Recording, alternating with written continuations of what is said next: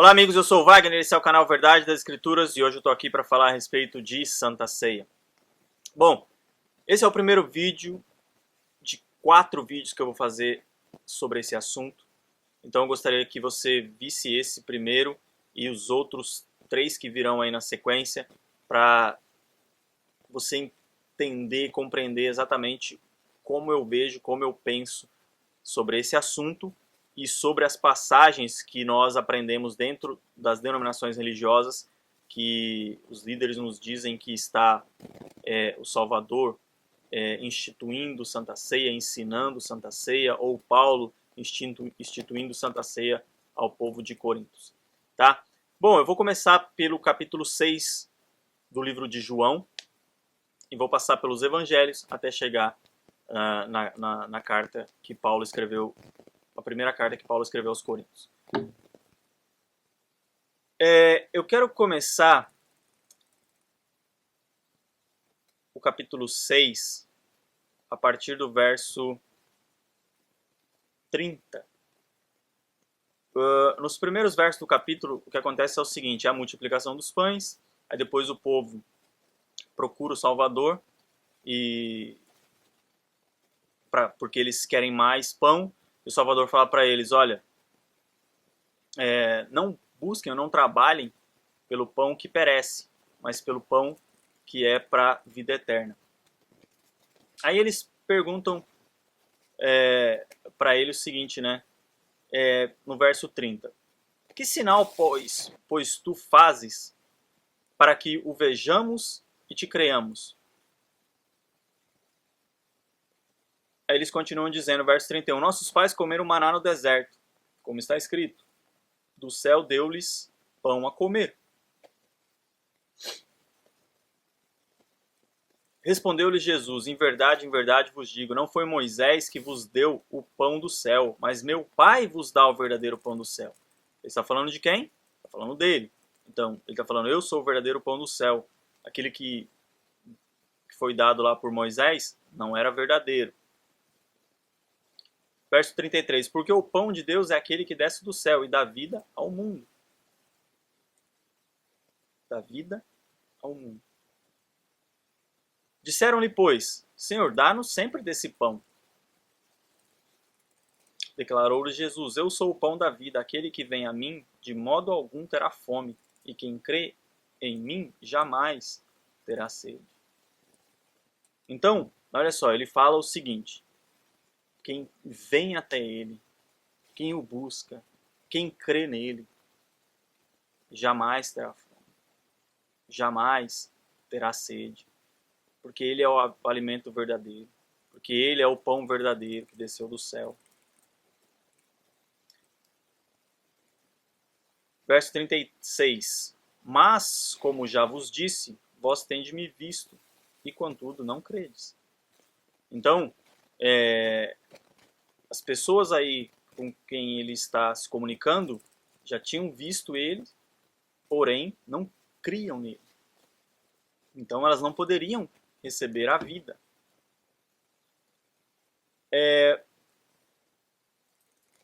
Vamos agora para o verso, a partir do verso 47, onde ele diz assim, ó, em verdade vos digo, aquele que crê em mim tem a vida eterna. Aquele que crê nele tem a vida eterna.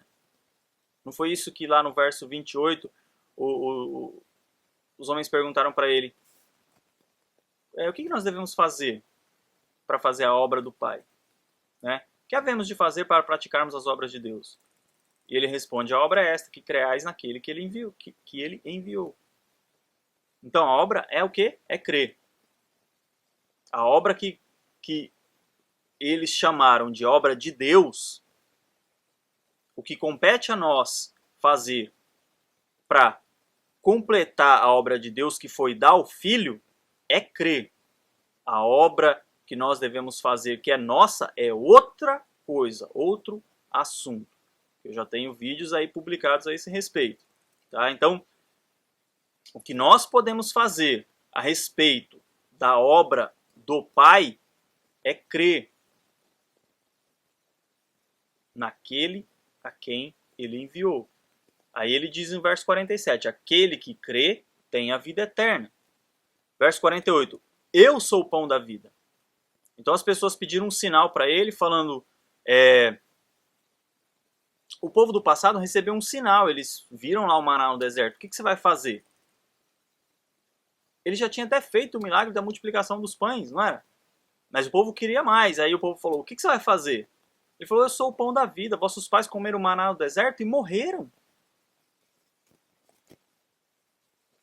Vocês têm que se alimentar de mim e não de um pão físico, porque o pão físico não vai dar vida eterna para vocês. Verso 50, este é o pão que desceu do céu, para que o que dele comer não morra. Eu sou o pão que dá a vida eterna. Quem se alimentar de mim, dos meus ensinamentos, quem entender o que eu estou falando, não vai morrer. Quem crê no que eu digo, o que eu ensino, vai viver eternamente. Olha só o verso 51. Eu sou o pão vivo que desceu do céu. Se alguém comer deste pão, viverá para sempre. E o pão que eu darei pela vida do mundo é a minha carne. É para comer a carne dele? Literalmente? É para comer a carne dele, literalmente? O pão que ele vai dar pela vida do mundo é a carne dele. O que ele está falando? O que eu vou fazer pelas pessoas é morrer por elas. O pão que vai alimentar vocês para ter a vida eterna é a minha vida, é morrer por vocês. Se vocês estiverem saciados disso, entenderem isso, que eu morri por vocês e por eu morrer, vocês estão habilitados a ser salvos para a vida eterna, pronto. Você não precisa comer pão físico, você não precisa de nenhuma outra coisa para completar a minha obra ou a obra de Deus. Apenas crer. Repito, o que nós temos que fazer para imitar o nosso Salvador aqui, para fazer o bem para o nosso próximo, ou para nos esforçarmos para não viver uma vida de pecado, é nossa obra, é outra coisa, é outro assunto. Eu não estou falando disso. Estou falando aqui da obra que é obedecer a Ele, fazer a vontade dEle, é crer que Ele morreu por nós. Esse é o alimento verdadeiro. Esse é o pão verdadeiro. Esse é o pão que nós devemos comer e não aquele pão de trigo que se distribui em denominações religiosas. Bom, vamos continuar aqui, verso 52. Disputavam, pois, os judeus entre si, dizendo, como pode esse dar-nos a sua carne a comer? O que ele está falando? O que eles estão falando, né? O que eles estão pensando? A mesma coisa que os líderes religiosos pensam hoje, que você tem que comer algo físico. Verso 53, disse-lhe Jesus, em verdade vos digo, se não comerdes a carne do Filho do Homem e não beberdes o seu sangue, não tereis vida em vós mesmos. Se você não se alimentar de mim,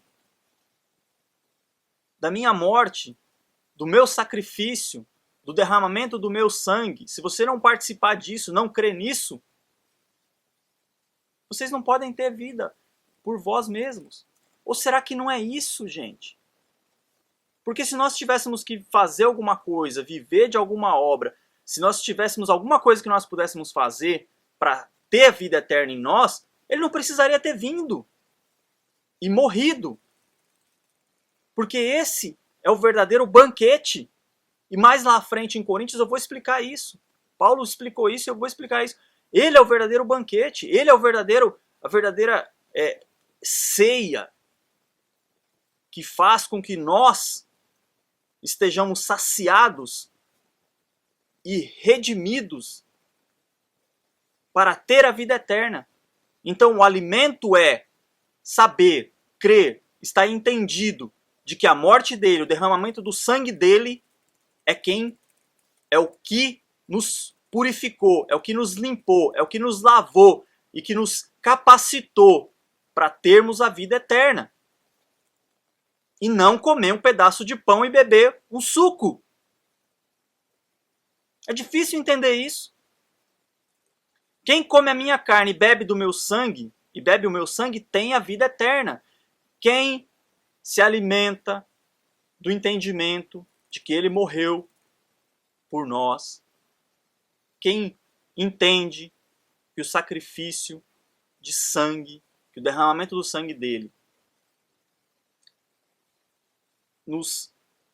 é a única coisa capaz de nos capacitar, de nos condicionar de acordo com a vontade do Criador para entrarmos no reino dele, quem entende isso tem a vida eterna. E ele diz aqui, eu o ressuscitarei no último dia. Por quê? Verso 55, por quê?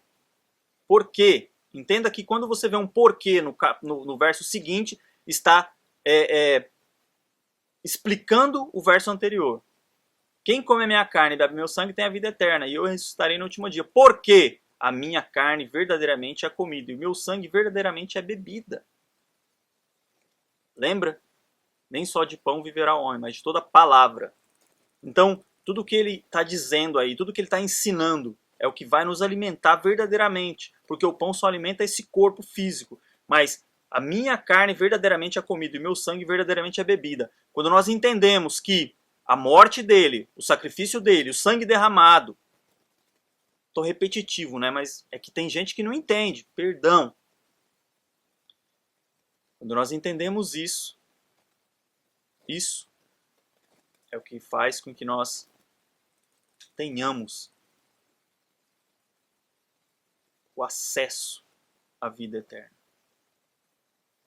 Não existe nada mais que nós podemos ou possamos fazer para aperfeiçoar o sacrifício do Salvador. Ah, mas e se eu continuar no mal, no pecado, fazendo isso e aquilo? Você pode perder, meu amigo. Você pode perder o presente, essa coisa extraordinária que o Pai te deu, te regalou, te abençoou, te mostrou. Você pode perder. Agora, fazer algo para conseguir, você não pode nada. Você não pode fazer nada. Não existe obra que você faça que pode aperfeiçoar o sacrifício que já foi feito e perfeito para que nós tivéssemos acesso à vida eterna. Agora, perder a vida eterna? Se você não crê nele, você perde. Se você não acreditar nesse sacrifício, você perde. Se você não crê que ele veio e morreu por você, você perde. Então, quer dizer, existe um monte de coisa que você pode fazer para perder. Mas é questão de individualidade. Você tem o direito de crer ou não crer, de querer ou não. Isso depende da vontade de cada um.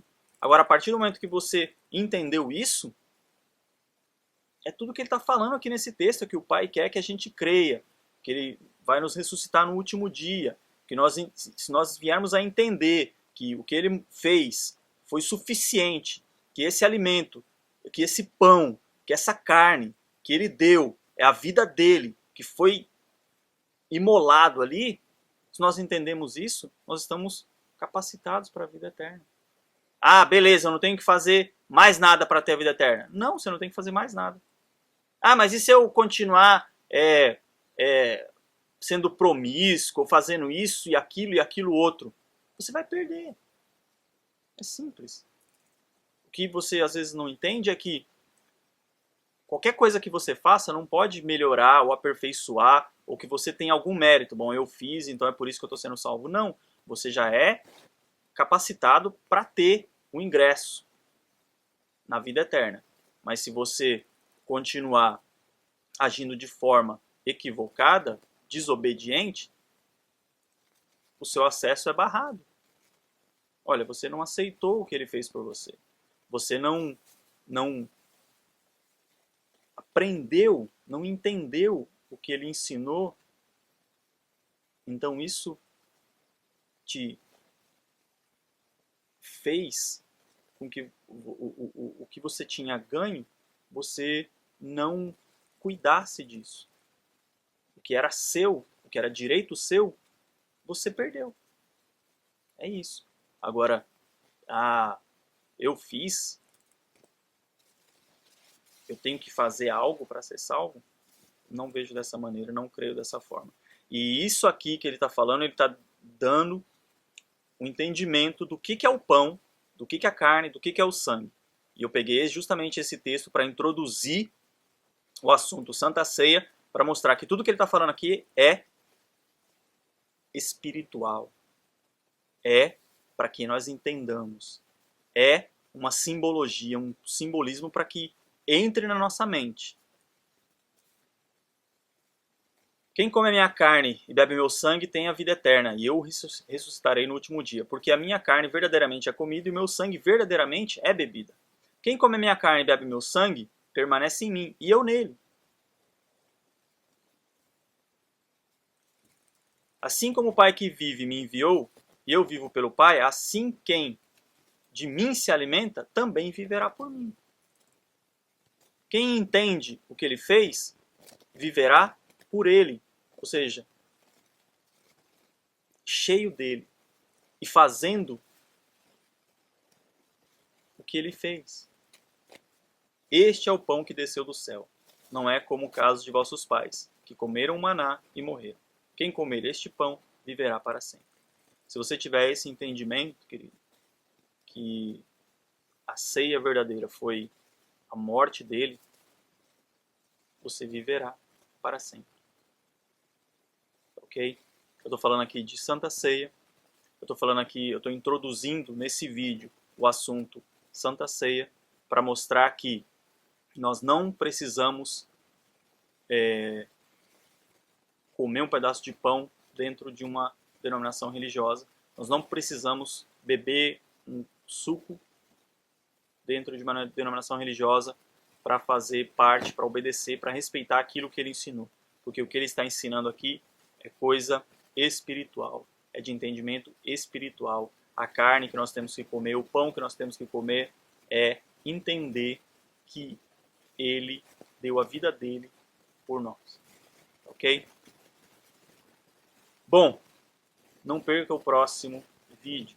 Não perca o próximo, não é episódio, mas eu vou continuar falando sobre isso. Isso eu introduzi para que você veja que é algo espiritual. Tá ok? Compartilhe o vídeo. Por favor, se você gostou, clique aí em gostei. Ajude a divulgar esse nosso trabalho para que mais pessoas tenham um verdadeiro entendimento da palavra, do que o nosso Pai, que o nosso Salvador nos ensinou, que Ele quer que nós venhamos a nos alimentar. Ok? Muito obrigado, um grande abraço e até o próximo vídeo. Tchau.